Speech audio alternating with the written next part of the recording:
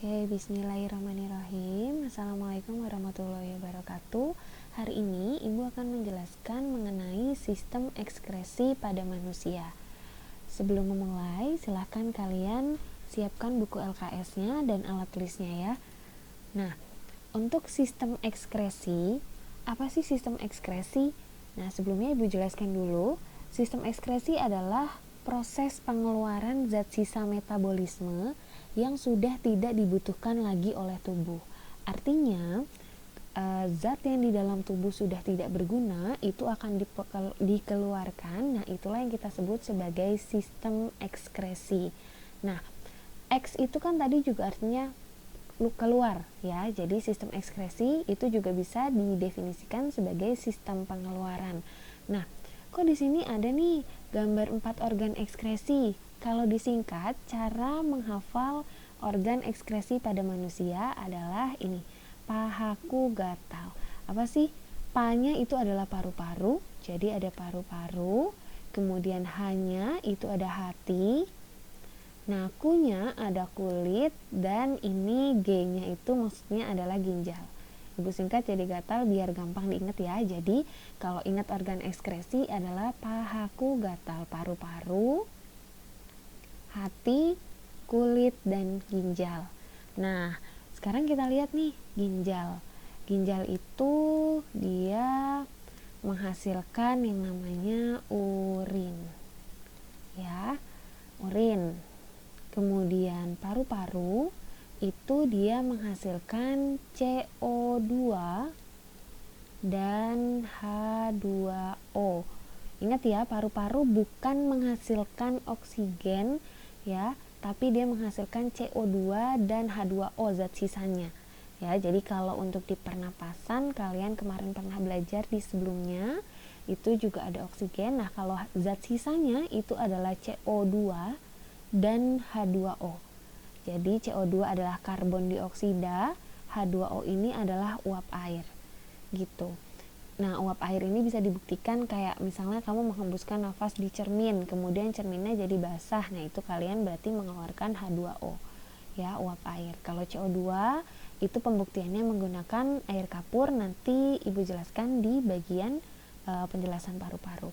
Ya, untuk kulit sekarang, kulit ini menghasilkan yang namanya keringat. Oke, ya, dan yang terakhir, hati ini menghasilkan yang namanya cairan empedu. Oke, bisa diingat ya. Jadi ada 4 organ ekskresi. Yang pertama ada paru-paru, kemudian ada hati, yang ketiga ada kulit, dan yang keempat ada ginjal. Sebenarnya semua penting untuk dipahami, tapi di sini Ibu hanya menitik beratkan yang perlu kalian pahami lebih dalam adalah di ginjal nanti sama kulit. Karena apa? Paru-paru itu kemarin sedikit banyak sudah dijelaskan di sistem pernafasan ya. Oke, kita bisa lanjut. Ginjal dulu ya, yang pertama. Oke, ginjal pada manusia itu terdiri dari 2 atau 1 pasang ya. Bisa nggak sih orang bertahan hanya dengan 1 ginjal? Bisa, tapi keadaannya dia lemah, nggak seperti orang normal yang biasanya ya. Panjang ginjal ini itu antara 10 sampai 15 cm dan beratnya kurang lebih itu 200 gram dan bentuknya adalah hampir sekepalan orang yang punya ginjal tersebut ya.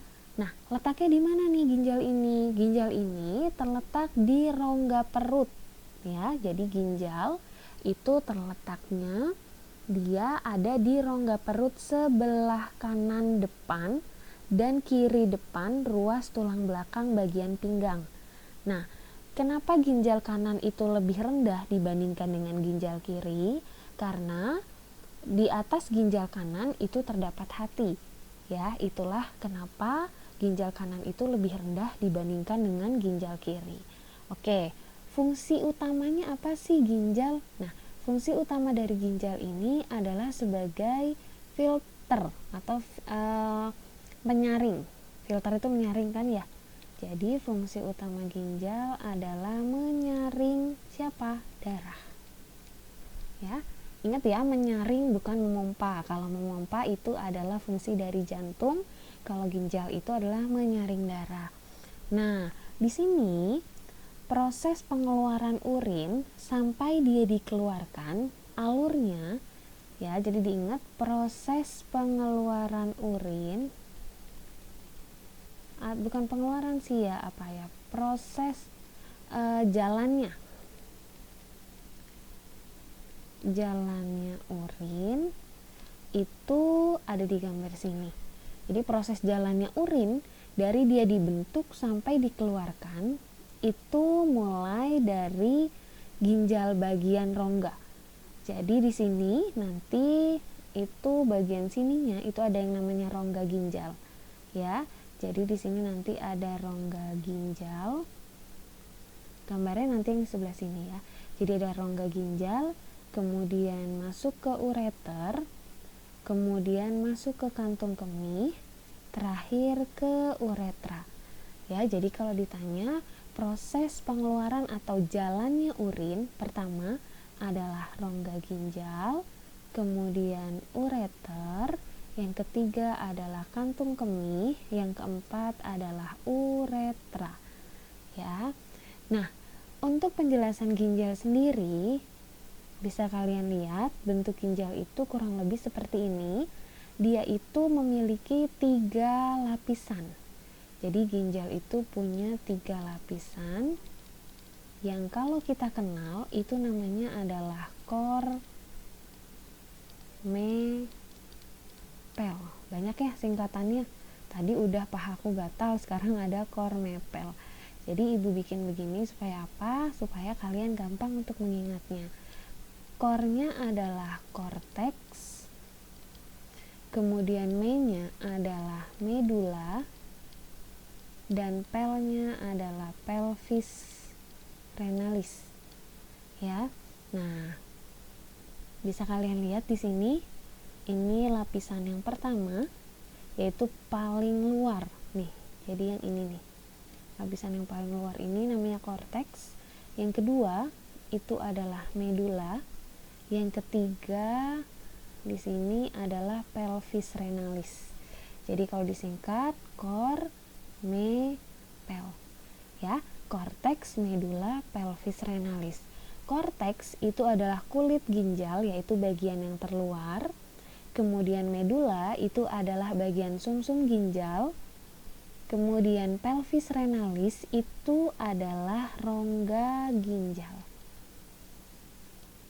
Ya, jadi di sini itu namanya adalah rongga ginjal. Diingat ya, ada 3 lapisan pada ginjal, korteks, medula, dan pelvis renalis. Gitu, dari luar, kemudian tengah, dan bagian dalam. Nah, nanti di bagian ini, di bagian ginjal itu ada yang namanya nefron.